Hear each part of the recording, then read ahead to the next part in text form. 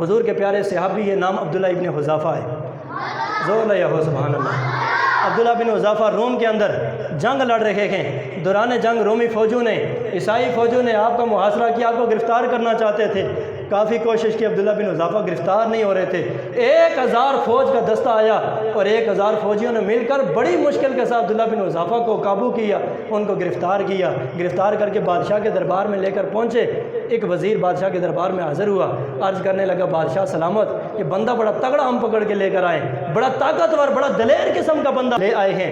اگر یہ بندہ ہماری فوج کے اندر شامل ہو جاتا ہے، ہمارے قافلے کے اندر، ہمارے مذہب کے اندر آ جاتا ہے، ہم یہ سمجھیں کہ ہمیں بہت بڑا جرنیل مل گیا ہے، ہمیں بہت بڑا کمانڈر مل گیا ہے۔ بادشاہ نے کہا ذرا اس کی خوبی بیان کرو، اس کے اندر کمال کیا ہے؟ آخر اس کے اندر کیا کمال ہے کہ اتنی تعریفیں کر رہے ہو، اس کو عظیم جرنیل تم سمجھ رہے ہو، اس کے اندر کوالٹی کیا ہے؟ تو وزیر کہنے لگا بادشاہ سلامت، اتنا طاقتور ہے، اتنا بہادر اور دلیر بندہ ہے، 1000 فوجی ہم لگے تھے پھر بھی اسے گرفتار نہیں کر سکتے تھے، بڑی مشکل سے کے ساتھ ہم اسے گرفتار کر کے آپ کے دربار کے اندر لائے ہیں۔ اب بادشاہ چونکہ بادشاہ تھا، اس نے کہا چلو پھر کوشش کرتے ہیں، ٹرائی کر کے دیکھ لیتے ہیں، ہو سکتا ہے کہ ہمارے جال میں پھنس جائے، ہمارے قافلے کے اندر شامل ہو جائے، ہو سکتا ہے یہ جھک جائے یا بک جائے۔ مگر وہ کیا سمجھے، اور جنہوں نے حضور کی غلامی کا پٹا گلے میں ڈال لیا اور جن کے سینے میں عشق مصطفیٰ آ جائے، وہ نہ کبھی جھکتے ہیں نہ کبھی بکتے ہیں، وہ جھکتے بھی نہیں وہ بکتے بھی نہیں۔ بادشاہ نے کہا ہے عبداللہ بن حذافہ بتا کتنا مال چاہیے، کتنی دولت چاہیے، جتنا سرمایہ تو مانگے گا، جتنی دولت مانگے گا، منہ مانگی تجھے قیمت دی جائے گی، صرف حضور کو چھوڑنا پڑے گا، حضور کا دین چھوڑنا پڑے گا، حضور کا دین بھی چھوڑنا پڑے گا، حضور کا دامن بھی آئے ہے۔ حضور کے صحابی جلال کے اندر آ گئے۔ جناب عبداللہ ابن حذافہ رضی اللہ تعالیٰ عنہ فرمانے لگے بادشاہ تو مجھے پیسوں کی لالچ دے رہا ہے، دولت کی لالچ دے رہا ہے، اے بادشاہ میں یہاں روم کے اندر میدان جنگ کے اندر پیسہ کمانے نہیں آیا، دولت کمانے نہیں آیا، اگر میں نے دولت کمانی ہوتی مدینے میں بیٹھ کے مزدوری کرتا، مدینے میں بیٹھ کے کاروبار کرتا، مدینے میں بیٹھ کے بزنس کرتا۔ اے بادشاہ سن لے سمجھ لے، میں پیسہ کمانے نہیں آیا، میں تو اللہ اور اس کے رسول کی رضا حاصل کرنے کے لیے آیا ہوں، پیسہ لینے کے لیے نہیں، اللہ اور اس کے رسول کی رضا حاصل کرنے کے لیے میدان جنگ میں آیا ہوں۔ اس نے کہا اچھا پیسہ نہیں چاہیے تو بتا کون سی سیٹ چاہیے، کون سا منصب چاہیے، کون سا عہدہ چاہیے، کون سی وزارت چاہیے، بڑے سے بڑا جو عہدہ تو مانگے گا تجھے دوں گا۔ زور لیا ہو سبحان اللہ۔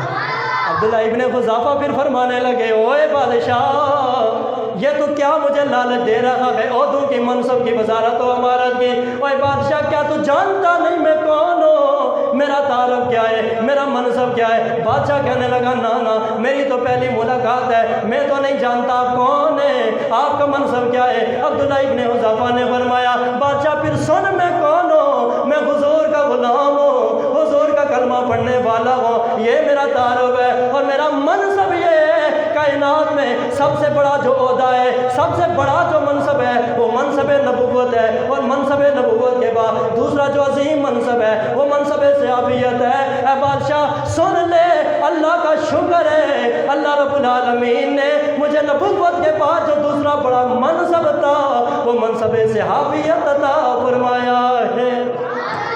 میں کوئی عام بندہ نہیں ہوں، میں حضور کا غلام بھی ہوں اور میں حضور کا صحابی بھی ہوں، اور کائنات میں نبوت کا سب سے بڑا درجہ ہے، اور نبوت کے بعد جو دوسرا بڑا منصب ہے وہ صحابیت کا ہے، اور جس کے پاس صحابیت کا منصب آ جائے اسے وزارت اور امارت کی ضرورت ہی کوئی نہیں ہوتی ہے۔ بادشاہ نے کہا یہ تو ایسے نہیں ماننے والا، نہ پیسوں کے اوپر بکنے والا ہے، نہ وزارت و امارت کے اوپر بکنے والا ہے۔ اس نے کہا اسے قتل کر دو۔ ایک وزیر کہنے لگا بادشاہ سلامت ایک موقع مجھے بھی دے، میں کوشش کرتا ہوں، ہو سکتا ہے کہ میں اسے قابو کر لوں، ہو سکتا ہے کہ میں اس کو پھیر لوں دین مصطفیٰ سے۔ وزیر لے کر چلا گیا، رات کا وقت ہوا، اپنی جوان خوبصورت حسین و جمیل بیٹی، بڑے بڑے عمراء اور بڑے بڑے وزراء نے نکاح کے پیغام بھیجے تھے لیکن اس نے ٹھکرا دیے تھے، اپنی اس جوان خوبصورت حسین و جمیل بیٹی کو تیار کر کے عبداللہ بن حذافہ کے کمرے میں بھیج دیا۔ لیکن صحابی رسول تھے، جوان لڑکی ہے، حسین و جمیل بن سور کے آئی ہے، لیکن عبداللہ ابن حذافہ حضور کے صحابی ہے، حضور کے غلام ہے، تو پھر عمل اور کردار اتنا ستھرا ہے کہ ساری رات گزر کے عبداللہ بن حذافہ نے ایک نگاہ اٹھا کر تک کے بھی نہیں دیکھا ہے۔ زور لیا ہو سبحان اللہ۔ عبداللہ بن حذافہ نے ساری رات اس لڑکی کی جانب ایک نگاہ اٹھا کے بھی نہیں دیکھا گئے، عشاء سے لے کر فجر تک ساری رات رب کی بندگی کے اندر گزری، ساری رات قرآن کی تلاوت کے اندر گزری، ساری رات رب کے ذکر کے اندر گزری، ساری رات حضور کی ذات پہ درود و سلام پڑھتے ہوئے گزری۔ رات کا ایک پیر بھی گزر گیا، دوسرا پیر بھی گزر گیا، تیسرا پیر بھی گزر گیا، وقت فجر قریب ہونے لگا۔ لڑکی ذرا قریب بڑھی، آگے بڑھ کر کہنے لگی او بندہ خدا ذرا مجھے بتا تو صحیح، تو کوئی بندہ گئے انسان ہے یا فرشتہ ہے؟ میں نے تو بڑے چرچے سنے تھے، بڑی باتیں سنی تھی، تو بڑا دلیر ہے، 1000 فوجیوں سے بھی مقابلہ کرنے والا ہے، 1000 فوجیوں کو بھی تو گرفتار نہیں کرنے دیتا۔ میں نے تو سنا تھا اتنا طاقتور ہے، اتنا دلیر ہے، لیکن کیسا انسان ہے؟ ساری رات گزر گئی، میں اتنی حسین و جمیل لڑکی بن سور کے تیرے کمرے کے اندر آئی ہوں، مگر مجھے چھونا تو دور کی بات ہے، تو نے میری طرف نگاہ اٹھا کے بھی نہیں دیکھا ہے۔ عبداللہ بن حذافہ نے فرمایا او لڑکی پیچھے ہو جا، مجھے تجھے دیکھنے کی ضرورت نہیں ہے۔ زور لیا ہو سبحان اللہ۔ اے لڑکی پیچھے ہو جا، تجھے دیکھنے کی ضرورت نہیں ہے۔ کہنے لگی ذرا ایک نگاہ اٹھا کے تو دیکھیں، ایک بار تو دیکھ لے میں کتنی سونی ہوں، کتنی حسین و جمیل ہوں۔ فرمایا نانا جا چلی جا، اپنا کام کر، مجھے دیکھنے کی ضرورت نہیں ہے۔ کہنے لگی وجہ کیا ہے؟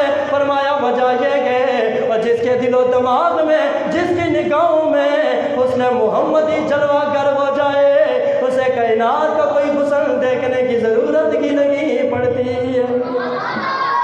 جو جلوہ مصطفیٰ دیکھ لے، حسن محمدی جس نے اپنی نگاہوں سے دیکھا، اسے کائنات کا حسن دیکھنے کی ضرورت کیا ہے؟ اور حقیقت تو یہ ہے کہ ساری کائنات کا حسن جمع کر کے ایک پلڑے میں رکھ دیا جائے، رب کے محبوب کا حسن کا ایک جلوہ ایک پلڑے کے اندر ہو، رب کے محبوب کے حسن والا پلڑا پھر بھی بھاری ہو جائے گا۔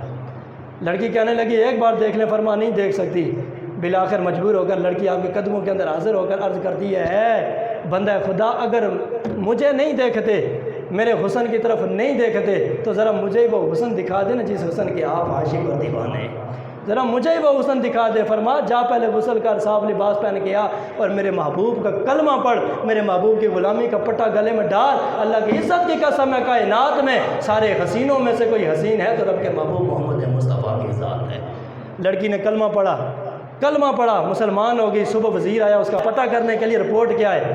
جب دروازے پہ دستک دی، دروازہ کھولا، لڑکی پردے کے اندر آئی، نقاب کر کے سامنے آئی۔ کہنے لگی بیٹا بتا کیا ماجرا ہوا؟ کہنے لگی جا اپنا کام کر، تیرا میرا تعلق کوئی نہیں ہے، تیرا میرا رشتہ کوئی نہیں ہے۔ پہلے باپ تھا، میں بیٹی تھی، اب تو باپ نہیں رہا، میں بیٹی نہیں رہی، کیونکہ میرا دین الگ ہے، تیرا دین الگ ہے، میرا مذہب الگ ہے، تیرا مذہب الگ ہے، تو کافر ہے، مشرک ہے، بے ایمان ہے، اور تو میری عزت کا سودا کرنا چاہتا تھا، میری عزت کو پامال کرنا چاہتا تھا۔ لو سن، اب میں نے محمد عربی کا کلمہ پڑھ لیا ہے، میں مصطفیٰ کی غلامہ بن گئی ہوں اور سیدہ زہرا کی کنیزہ بن چکی ہوں، اب تیرا میرا رشتہ کوئی نہیں ہے۔ وزیر گیا بادشاہ کے دربار میں، رپورٹ پیش کی، وہ بندہ تو نہیں مانتا، وہ نہیں مانتا۔ اس نے کہا پھر قتل کر دو۔ ایک بہت بڑا برتن لایا گیا، اس کے اندر تیل گرم کیا گیا، جب خوب گرم ہو گیا بادشاہ نے کہا اسے اٹھا کے پھینکو۔ عبداللہ بن حذافہ کو جب اس تیل کے اندر، گرم تیل کے اندر پھینکا جانے لگا، آنکھوں میں چھم چھم آنسو برسنا شروع ہو گئے۔ بادشاہ سمجھا کہ شاید ہو سکتا، ڈر گیا، موت سے ڈر گیا، شاید ہو سکتا پھر جائے حضور کو اور دین مصطفیٰ کو چھوڑ دے۔ بادشاہ نے کہا عبداللہ بن حذافہ بتا اب کیا کہتا ہے، چھوڑے گا کہ نہیں؟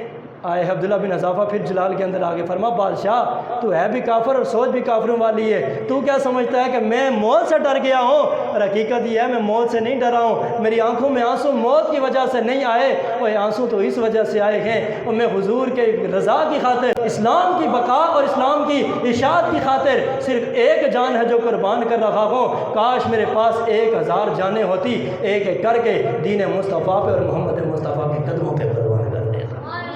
یہ تو ایک جان ہے، اگر 1000 جانیں بھی ہوتی، کاش کہ رب العالمین 1000 جانیں دیتا، ایک ایک کر کے حضور کے نام پہ قربان کر دیتا۔ میں تو اس لیے رو رہا ہوں، اللہ کی عزت کی قسم۔ بادشاہ بھی بے ساختہ پکار اٹھا، اس نے کہا میں نے بڑی بڑی کائنات دیکھی ہے، بڑی بڑی دنیا دیکھی ہے، لیکن جتنے پکے اور سچے اور صاف اور ستھرے میں نے حضور کے غلام دیکھے، اتنے صاف ستھرے میں نے کوئی بھی نہیں دیکھے۔